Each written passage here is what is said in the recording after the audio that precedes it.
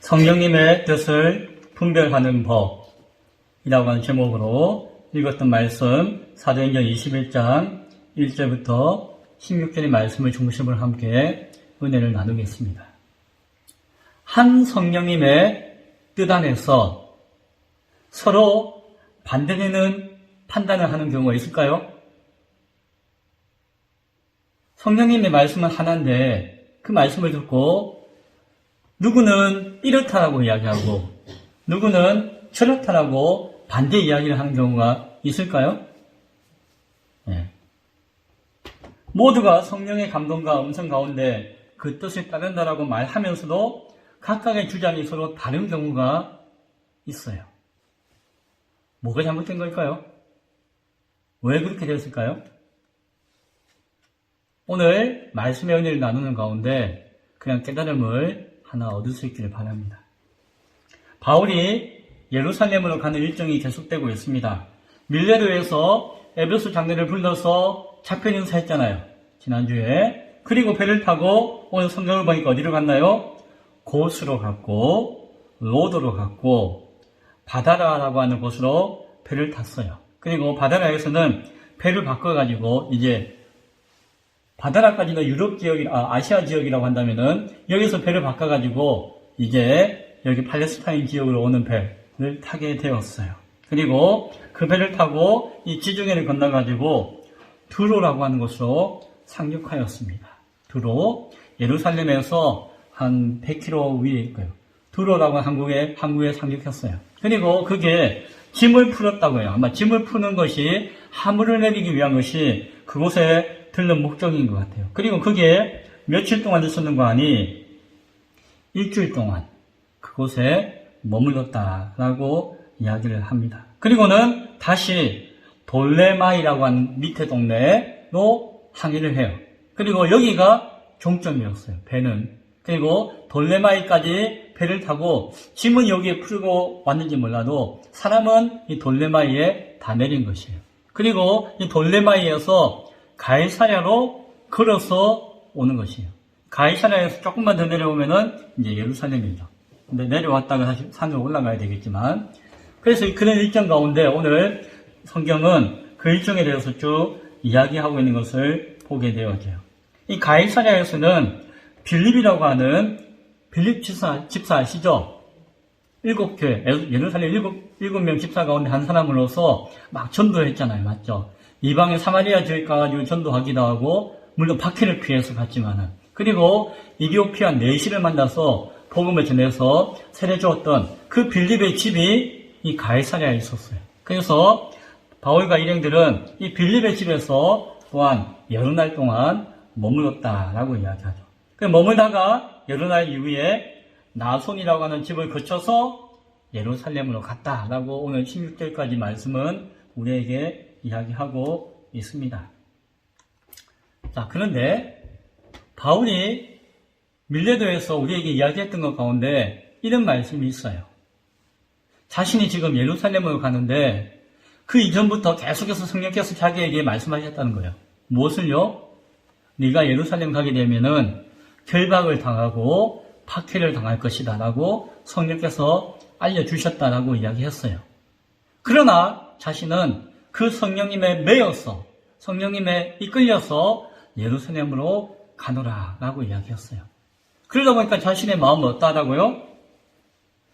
내가 달려갈 길과 주 예수께 받은 사명 곧 하나님의 은혜의 복음을 증언하는 일을 마치려 하면은 나의 생명조차도 조금도 귀한 것으로 여기지 아니하노라 라고 하는 결단과 각오를 가지고 있다라고 고백하였죠. 그 말씀을 우리가 앞서 나누었었습니다. 자, 그런데 그런 마음 가운데 이제 오늘의 여정을 하고 있는 것이에요. 먼저 두로에 갔다고 했죠. 두로에서 제자들을 만났어요. 그곳에 있는 제자들을 만났습니다. 그곳에서 일주일 동안 그들과 교제하게 되었어요. 그런데 그 제자들이 바울에게 이런 이야기를 해요. 바울 당신을 위해서 우리가 늘 소식을 듣고 중보하면서 기도하면서 함께 마음을 같이 했습니다 라고 이야기한 거예요. 그런데 기도하는 가운데 성령님께서 우리들에게 감동을 주셨습니다. 깨닫게 하셨습니다. 그런데 그것이 무엇인가 하니 바울이 예루살렘에서 핍박받는다는 것이에요. 그래서 그들이 이야기합니다. 우리가 받은 감동에 의해서 당신에게 말씀드리는데 21장 4절에 그 제자들이 성령의 감동으로 바울더러 예루살렘에 들어가지 말라 하더라 라고 이야기해요. 들어있는 제자들이 기도하는 가운데 성령께서 감동을 주셨는데 막 박해를 받고 고난당하는 것을 보여주시고 깨닫게 하시는 것이에요. 그래서 그들이 그 감동 가운데서 서로 기도하면서 마음을 나누기를 바울을 예루살렘에 보내면 안 되겠구나라고 생각한 것이에요. 판단한 것이에요. 그래서 바울에게 이야기하기를 예루살렘에 가지 마세요. 가면 죽을 수도 있습니다. 성령께서 우리에게 깨닫게 하시고 감동을 주신 것입니다. 라고 이야기하는 것이에요. 가이사랴에 이르렀다고 했어요. 거기서 빌립의 집에 있었죠. 이 빌립의 집에는 딸이 4명이 있었어요. 딸 아버지였던 것 같아요. 딸이 4명인데 이 딸들이 그 아버지가 참 보통이 아니니까 믿음을 가지고 잘 자란 것 같아요. 나중에는 하나님 말씀을 전하는 사람들이 되었어요. 그 당시에 여자가 말한다는 것, 설교한다는 것, 가르친다는 것 쉬운 일이 아니었어요. 그 당시에. 그런데 이 딸들이 얼마나 믿음이 충만한지, 성령이 충만한지, 아버지의 믿음과 생명을 걸고 복음 전하는 것을 보고 배웠는지 이 딸들이 다 무엇이 되었다? 예언자들이 되었다. 말씀 예언하는 사람, 말씀 예언한다는 것 딴 게 아니라 말씀을 가르치고 전하는 사람이 되었다라고 이야기해요. 특별히 예언에 대해서 특별히 은사가 있었던 것 같아요. 성령님께서 깨닫게 하시는 것. 그 당시는 계시가 완성되기 전이었기 때문에 성령께서 또한 교회를 통해서 개인을 통해서 기도하는 자를 통해서 깨닫게 하실 때가 있는데 그때 음성을 들려주셔서 깨어라, 눈 뜨라 라고 이야기하시기도 하고 기도하라 라고 말씀하시기도 하는 것이었어요. 이 딸들이 늘 성령 안에서 충만하여서 말씀과 음성을 들었던 것 같아요. 말씀을 듣는 예언하는 사역을 하는 딸들이었다라고 성경이 이야기해요. 그리고는 다른 이야기를 안 해요. 그런데 아는 것은 그 예언하는 사역을 가지고 있는, 사역과 은사를 가지고 있는 딸 4명이 빌립과 함께 바울과 일행과 며칠 동안 일주일 동안 함께 거했다는 것이에요. 그러면은 바울과 이 딸들이 얼마나 많은 대화를 나누었겠어요. 함께 예배하면서 말씀을 나누었겠죠. 그리고 특별히 이 딸들이 예언하는 은사와 사역이 있었기 때문에 성령께서 분명하게 말씀을 깨닫게 하셨겠죠. 두로에 있는 제자들이 들었던 말씀, 바울이 아시아와 유럽 교회에서 행하면서 계속해서 성령 안에서 들었던 그 말씀을 이 4명의 딸들도 빌립의 딸들도 아마 들었을 것이에요. 그리고 그 이야기 가운데서는 분명히 바울이 예루살렘에 가면은 박해와 고난을 당한다는 것도 알게 하셨을 것이에요. 아마도 성경은 정확하게 이야기하지 않았지만 이 딸들도 여전히 바울을 걱정하고 염려하는 마음으로 이야기를 해 주었을 것이에요. 바울 가는 곳마다 자신을 위해서 성령의 음성을 들려주는 사람들이 있었던 것이에요. 가이사랴에 머무는 동안 특별히 유대로부터 온 아가보라고 하는 선지자를 만나게 되었어요. 이 선지자는 사도행전 11장에 한번 나와요. 예루살렘에서 유명한 예수님 믿는 선지자였어요. 모두가 존경하고 신뢰할 수 있는 사람이었어요. 사도행전 11장에서도 안디옥 교회가 처음 생기고 최초로 그리스도인이라는 이름을 얻고 할 때에 그가 아가보와 안디옥 교회에 와가지고 바울과 교인들에게 알려줘요. 얼마 안 있다가 큰 흉년이 온 지역 가운데 일어날 것인데 그때 참 예루살렘에 어려움을 당할 것입니다. 그래서 여러분들이 저 예루살렘을 위해서 구제헌금을 모아서 준비하면은 나중에 큰 유익이 될 것입니다 하고 예언 아닌 예언을 했던 사람이 이 아가보라고 하는 선지자였어요. 그가 이번에 또다시 바울을 만나러 찾아온 것이에요. 그도 늘 성령 안에서 기도하고 교통하며 음성을 듣는 은사를 가지고 있었던 것 같아요. 그리고 오늘 와서 바울에게 이야기합니다. 뭐라고 이야기합니까? 21장 11절에 아가보가 우리에게 와서 바울의 띠를 가져다가 자기 수족을 잡아매고 말하기를 성령이 말씀하시되 예루살렘에서 유대인들이 이같이 이 띠 임자를 결박하여 이방인의 손에 넘겨주리라 하거늘. 아가보는 한술 더 떠가지고 눈을 보여줘요. 바울이 가지고 있던, 허리에 차고 있던 이 띠를 가져오라고 해요. 바울의 띠를 벗겨가지고 이 띠를 자기 손에 묶어요. 이렇게 묶어놓고 하는 이야기가, 성령께서 이야기하시기를 이 띠가 바울의 것인데 지금 이렇게 매여 있듯이 이 띠의 임자가 누구예요? 바울이잖아요. 바울이 예루살렘에 가면은 유대인들의 손에 묶여가지고 이방인들에게 던져지게 될 것이다 라고 하는 말씀을 자기가 들었다는 것이에요. 그래서 아가보는 말로 하지 않고 시청각 교제를 가지고 이렇게 눈에 보여주면서 강하게 이야기하는 것이죠. 이 이야기를 들으니까 많은 사람들이 마음이 요동쳤어요. 바울이 예루살렘에 오면은 갇힐 수도 있다. 위협받을 수도 있다. 박해당해 죽을 수도 있다. 두로에서 제자들이 바울 가면 안 됩니다라고 말릴 때에 나머지 누가와 디모데와 여러 통역자들이 있었잖아요. 별 반응이 없었어요. 성경은 이야기하잖아요. 빌립의 딸들과 대화할 때도 별로 크게 요동하지 않았어요. 그런데 누가, 디모데 함께 했던 그 모든 통역자들이 오늘 아가보가 막 이렇게 보여주면서 막 이야기하니까 마음이 막 요동쳤어요. 그래서 그 가이사랴에 있던 성도들과 제자들과 마음이 하나가 되어가지고 어떻게 이야기합니까? 바울, 우리 가지 맙시다. 가면 죽어요. 하고 바울을 말리는 거예요. 이제 늘 같이 했잖아요. 바울과 같이 했던 누가도, 디모데도, 여러 그 각 지역의 지도자들도 그전에는 그냥, 이렇게 하다가 아가보가 유명한 선지자가 와서 그런 이야기 하니까 막 두려운 마음이 드니까 뜯어 말리는 거예요. 가지 맙시다. 가면 안 되겠습니다. 가면 죽어요. 라고 이야기를 해요. 21장 12절에 있는 말씀이죠. 우리가 그 말을 듣고 그곳 사람들과 더불어 바울에게 예루살렘으로 올라가지 말라 권하니 라고 이야기하는 것이죠. 바울 이외에 그곳에 있던 제자들과 성도들 모두가 성령의 말씀과 뜻을 듣고 알게 되었다라고 이야기하면서 예루살렘에 가는 것을 반대하는 것입니다. 다. 그리고 바울 가지 마세요, 가지 마세요 라고 간절하게 눈물을 줄줄 흘리면서, 콧물을 흘리면서 막 바지를 붙들고 있는 거예요.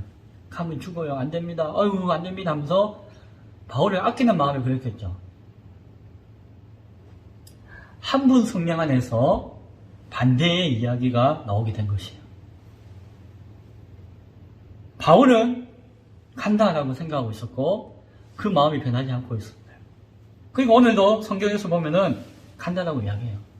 그런데 많은 사람들, 대부분의 사람들은 성령 안에서 가면 안 됩니다라고 이야기하는 것이에요.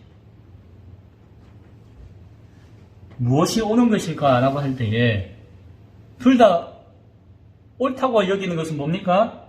둘 다 성령의 음성에 귀 기울인 것이었고, 그리고 그 성령의 뜻에 따르고자 하는 마음이 있었던 것이에요. 그리고 성령의 음성에 순종하고자 하는 진심이 있었고, 또 하나는 바울을 정말 아끼고 사랑하고 위하는 진심도 있었어요. 뭐라고 틀렸다고 이야기할 만한 게 없는 것이에요. 그러나 분명히 둘 중에 하나는 잘못된 판단이다라고 우리는 생각할 수밖에 없죠. 반대되는 것이니까. 무엇이 옳을까요? 무엇이 옳은 판단일까요? 바울이 뭐라고 대답했는지 한 번 더 알려드릴게요. 21장 13절에 있는 말씀이에요.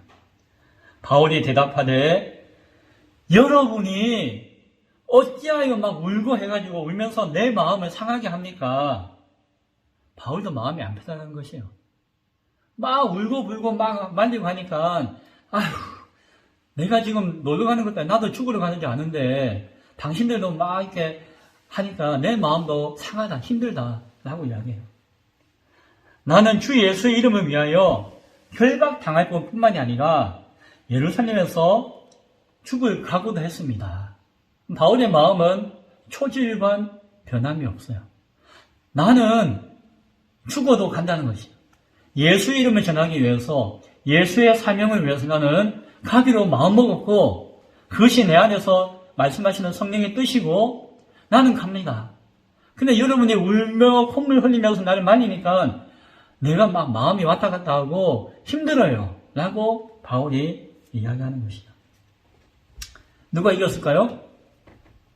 바울이 간다는데 어떻게 해요?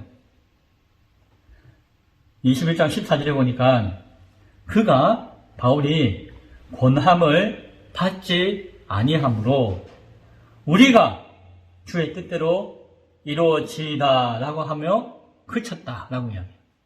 누가 디모데 그 제자들과 모든 사람들이 바울을 막 말렸는데 난 죽어도 갑니다 라고 하니까 어떻게 해요? 모두가 그 말리는 것을 그쳤다 라고 누가가 오늘 말씀하는 것을 보게 되어져요. 이 정도 되면 바울이 완전히 황소고집이에요? 고집불통이에요? 나중에 실제로 예루살렘에 가가지고 고난을 당해요. 박해를 당해요. 결박을 당해요.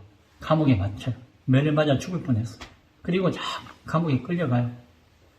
그거 보면은 어떤 사람은 바울이 저 성령의 음성을 듣고 많은 사람들이 막 말리고 하는데 말 안 듣다가 그렇게 됐네. 아유 참 이렇게 생각하는 분들도 있을는지 몰라요. 그런데 과연 성령의 뜻은 무엇이었을까요? 성령의 뜻은 무엇이었을까요? 성령의 진의가 그 말씀의 본뜻이 무엇이었을까? 성경을 곰곰이 읽고 묵상해 보았습니다. 저는 또 알게 되었어요. 성령께서 말씀하시는 것은 분명하였고 한 가지의 말씀을 계속하였고 변하지 않았어요. 성령의 말씀은. 성령의 뜻은 그랬어요. 그런데 그것을 듣고 생각하고 판단하는 사람은 다 달랐어요. 문제는 여기에 있었던 것이. 성령이 여기서는 이렇게 이야기하고 저기서는 저렇게 이야기한 것이 아니었다는 것이에요. 쭉 보면은 바울에게 했던 이야기 여전히 똑같아요. 성령이 한 이야기는 바울이 예루살렘에 가가지고 박해와 결박과 고난을 당할 것이다 라고 하는 것은 변함없는 성령님의 말씀이고 뜻이었어요.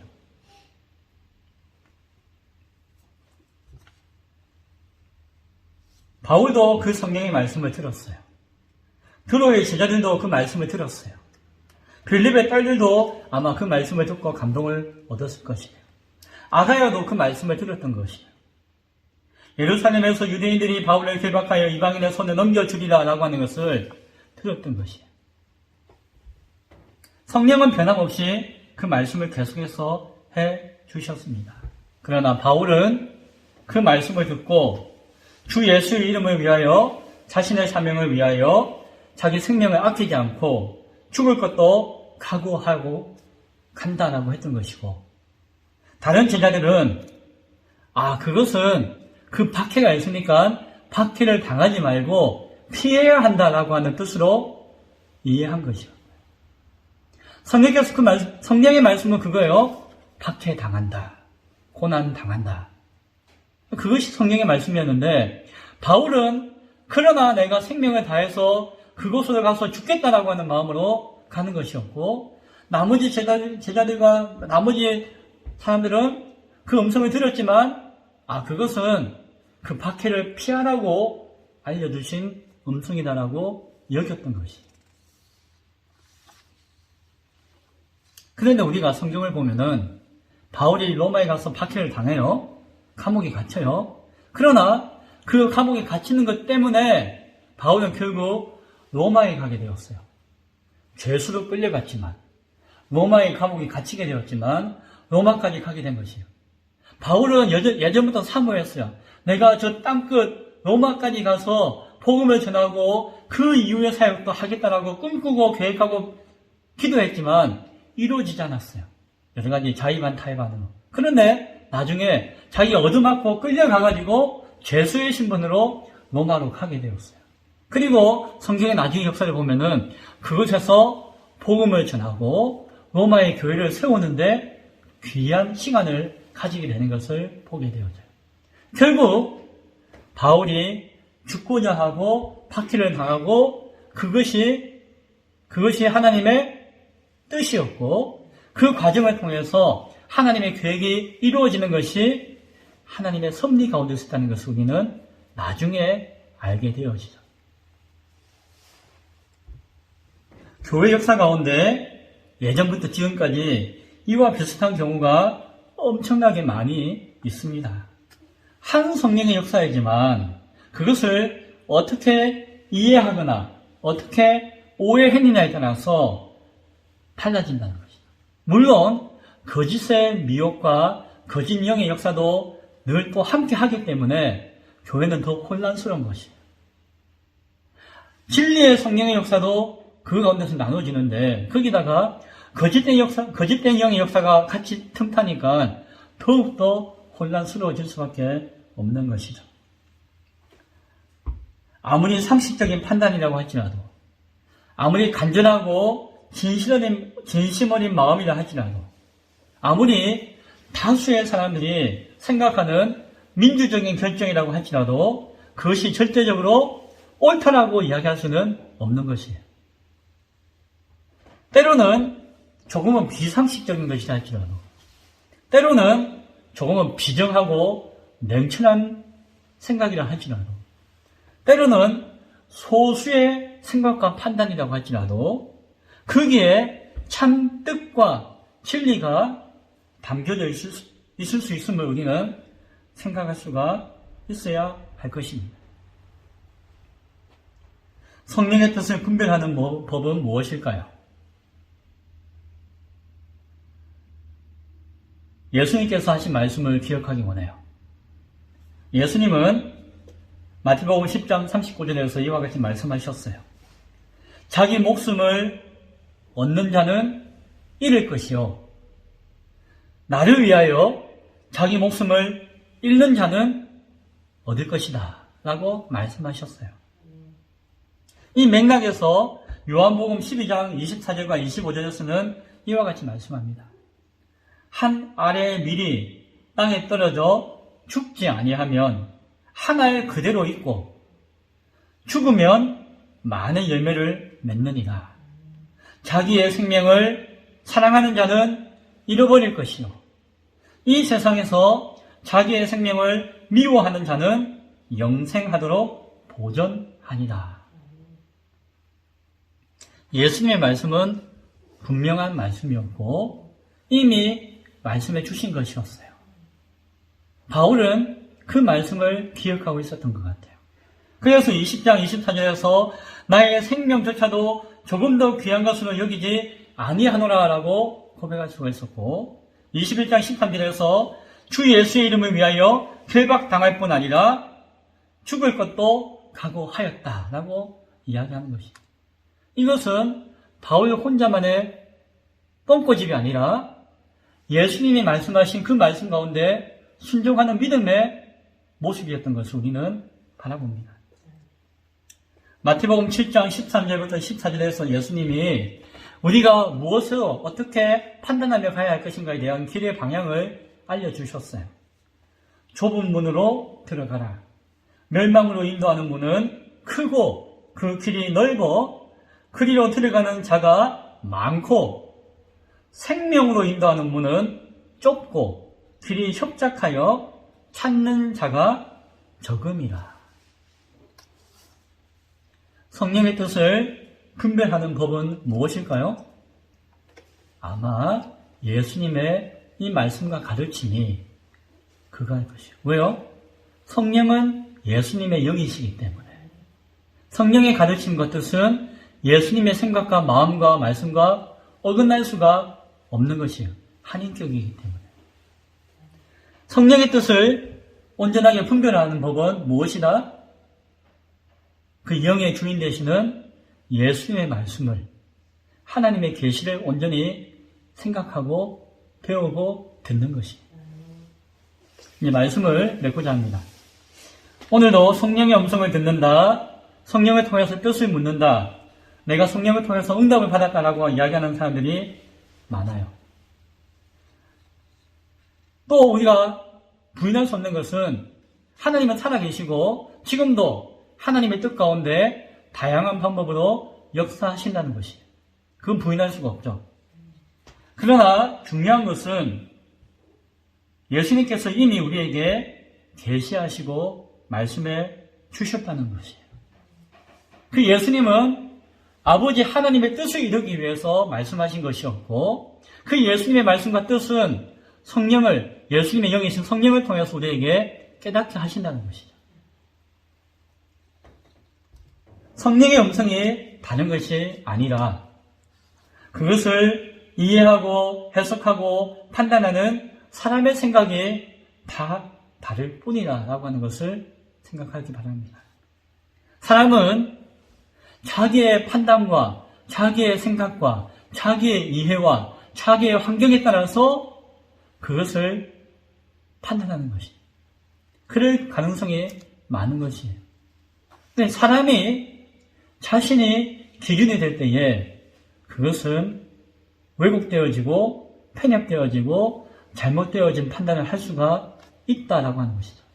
아무리 진지하고 아무리 진심이고 아무리 기도 열심히 해서 듣는 음성이라 할지라도 인간의 한계는 분명히 있기 때문에 그 음성의 분별의 기준이 인간이 되어서는 안 된다는 것입니다.